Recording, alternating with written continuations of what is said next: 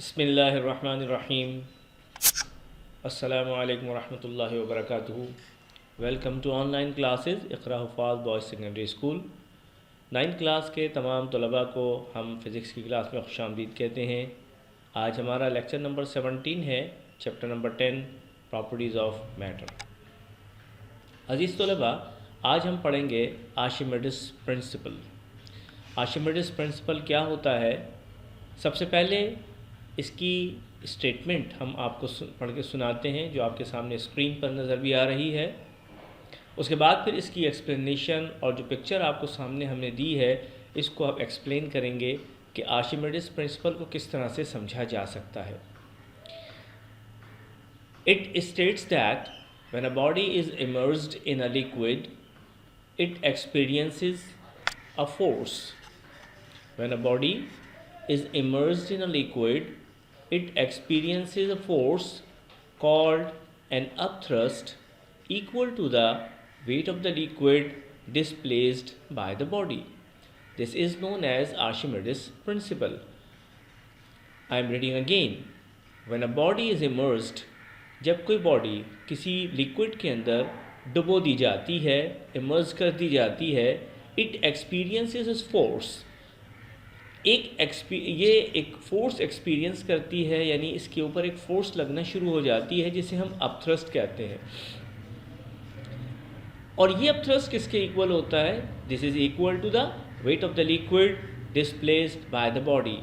ये उस लिक्विड के वेट के इक्वल हो जाता है जो उस बॉडी के इमर्स होने की वजह से डिस्प्लेस हुआ होता है। अब इस बात को समझने के लिए आइए इस डायग्राम पर गौर करते हैं।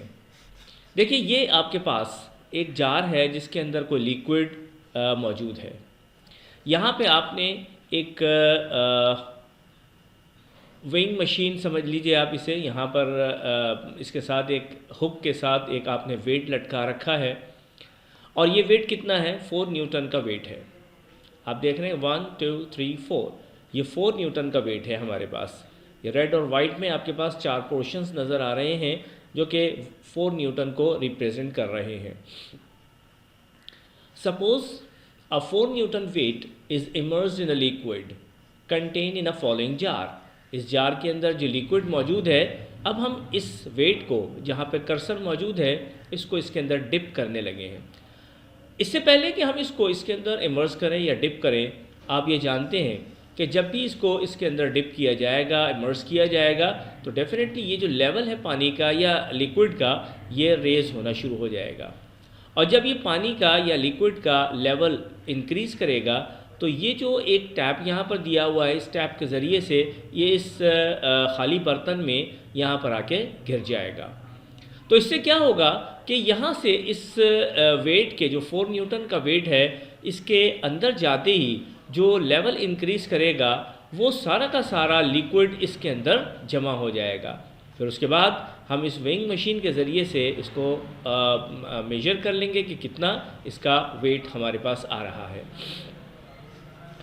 Resulting level of liquid will be raised. जैसे मैंने अभी बताया, it is now collected in a separate ball and wait.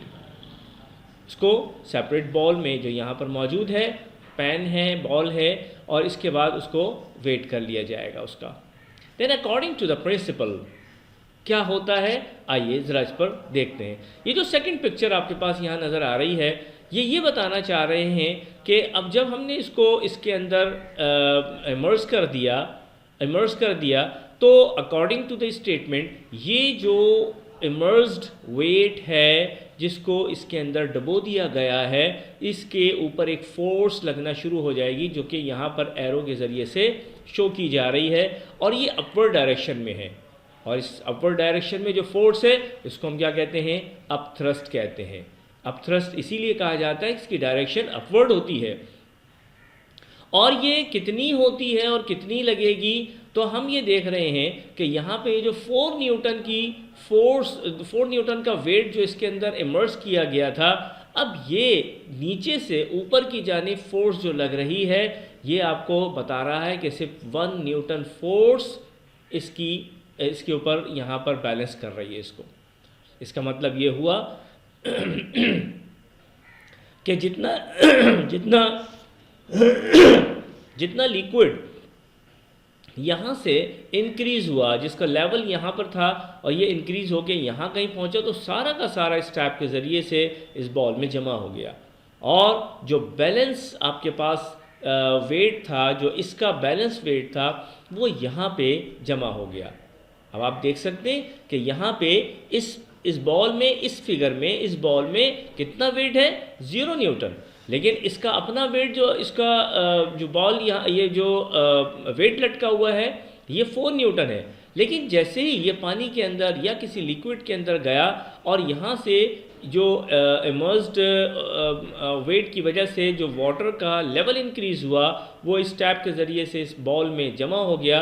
जब उसको वेट किया गया तो इसका और इसका दोनों का टोटल वही 4 न्यूटन बन रहा है। यानी इसका वेट कम हो गया और यहाँ पर जो पानी जमा हुआ या लिक्विड जमा हुआ, उसका वेट 3 न्यूटन हो गया। इस बात को समझने के लिए हम एक एग्जाम्पल बीच में और आपको दें। देखिए, लिफ्ट में तो सबने आपने सफ़र किया ही होगा। जब आप लिफ्ट से नीचे की तरफ जाते हैं, लिफ्ट से नीचे की तरफ जाते हैं, तो आप अपने आप को हल्का महसूस करते हैं। लेकिन जैसे ही आप लिफ्ट से ऊपर की तरफ जाना शुरू करते हैं तो आप अपने आप को भारी महसूस करते हैं। इसलिए कि एक फोर्स आपके जिस्म के ऊपर नीचे से ऊपर की जानिब लगना शुरू हो जाती है, जो आपके वेट के अगेंस्ट है। लेकिन जो ही वो फोर्स नीचे जाते हुए आपका वेट भी नीचे की जानिब होता है और जो लिफ्ट की जो मैकेनिकल फोर्स है वो भी नीचे की जानिब लग रही है, तो सेम फोर्स होने की वजह से आपका वेट जो है वो कम हो जाता है। बिल्कुल इसी अंदाज से जब इसको हमने नीचे की तरफ डिप किया इस वाटर के अंदर या लिक्विड के अंदर, तो नीचे से एक ऊपर की जानिब फोर्स लगी, जिसे अब थ्रस्ट कहते हैं। इस फोर्स को लगने की वजह से ये कितनी फोर्स लग रही है? ये इस 3 न्यूटन के बराबर फोर्स लग रही है। ये 3 न्यूटन की फोर्स नीचे से ऊपर लगी और ऊपर से 4 न्यूटन की फोर्स, जो देखें 4 न्यूटन है ना, 4 न्यूटन की फोर्स नीचे की तरफ और नीचे से 3 न्यूटन की फोर्स ऊपर की जानिब लगी, तो बैलेंस होने के बाद सिर्फ 1 न्यूटन रह गया। और जब इसके लिक्विड को वेट किया गया तो ये 3 न्यूटन ही था। यानी इसका मतलब ये हुआ कि ये जो अपथ्रस्ट है ये 3 न्यूटन हो गया। अब आइए यहाँ पर जो लिखा हुआ है कि upthrust is equal to 3 newton, upthrust जो यहाँ पर एरो के साथ शो किया जा रहा था, ये 3 न्यूटन था। That is the weight of the liquid displaced, और ये उसी लिक्विड के बराबर का वेट आ गया जो हमने यहाँ पे वेट किया था। और इस तरह से जो वेट लॉस हुआ वो 3 न्यूटन का हुआ। किसका? इस ब्लॉक का, इस बॉडी का, जिसका वेट इनिशियली 4 न्यूटन था। अब इसकी थोड़ी सी और एक्सप्लेनेशन देखते हैं। According to the Archimedes principle, a body immersed in a liquid experiences a loss of weight. आपने देखा था कि अभी लॉस ऑफ वेट कितना हुआ था? 3 न्यूटन का हमारे पास लॉस हुआ था, which is equal to the weight of the liquid displaced by the body. According to the Archimedes principle, a body immersed in a liquid experiences a loss of weight, which is equal to the weight of the liquid displaced by the body. आप में से अगर किसी ने swimming की हो तो आप ये जानते हैं कि जैसे ही आप स्विमिंग पूल में जंप लगाते हैं या अपने आप को उसके अंदर डुबो देते हैं, तो आप अपने आप को हल्का महसूस करते हैं। इसका मतलब ये हुआ कि एक्चुअल में अगर आपका जो भी वेट था, आपका वेट थोड़ा सा लॉस हो जाता है, कम हो जाता है। In previous example we can see that apparent weight is equal to 1 newton. यानी 1 न्यूटन का मतलब ये हुआ कि जो apparent बज़ाहिर जो वेट नज़र आ रहा है, यानी मैं वापस इस पिछली फिगर पर आऊँ तो आप देख रहे हैं कि यहाँ पे 1 न्यूटन apparently तो 1 न्यूटन हो गया। हालांकि पहले जब इसको डुबोया नहीं गया था तो ये 4 न्यूटन था, लेकिन जब डुबो दिया तो उसके बाद ये कितना हो गया? ये 1 न्यूटन नज़र आ रहा है। तो बज़ाहिर क्या ये इसका 3 न्यूटन जो है वो गायब हो गया। बज़ाहिर जो नज़र आने वाला एपरेंटली हमारे पास वेट है वो 1 न्यूटन है। एपरेंट वेट तो 1 न्यूटन हो गया और एक्चुअल वेट 4 न्यूटन था, तो लॉस ऑफ वेट कितना हो गया? 3 न्यूटन हो गया। Hence we can write an equation that the apparent weight is equal to the total weight minus weight lost, 1 Newton apparent wait हो गया, टोटल वेट 4 न्यूटन था, लॉस ऑफ वेट 3 न्यूटन हुआ। तो इस तरह से 1 न्यूटन हमारे पास इक्वेशन बैलेंस होती है। हम वापस इस एक्सप्लेनेशन पर आते हैं। According to the Archimedes principle, a body immersed in a liquid experiences a loss of weight which is equal to the weight of the liquid displaced by the body. This displaced liquid equal to the amount according to its volume. ये बात जो यहाँ पर लिखी हुई है, ये displace liquid हमारे पास अकॉर्डिंग टू द वॉल्यूम होता है। ये बिल्कुल ऐसे ही है कि हम इस बात का जवाब देना चाह रहे हैं कि अगर एक सुई पानी में डुबो दी जाती है तो वो सिंक डाउन होकर बॉटम पे जाके बैठ जाती है, लेकिन अगर एक बहुत बड़ा जहाज़ जो कि सुई से हज़ारों टन गुना ज़्यादा बड़ा वॉल्यूम रखता है, वो जब पानी के अंदर उसको उतारा जाता है तो वो तैरना शुरू कर देता है। ये क्या हुआ? बात दरअसल ये है कि तीन बातें। एक बात तो ये है कि जहाज़ का अपना एक वेट है और उसका अपना एक वॉल्यूम है।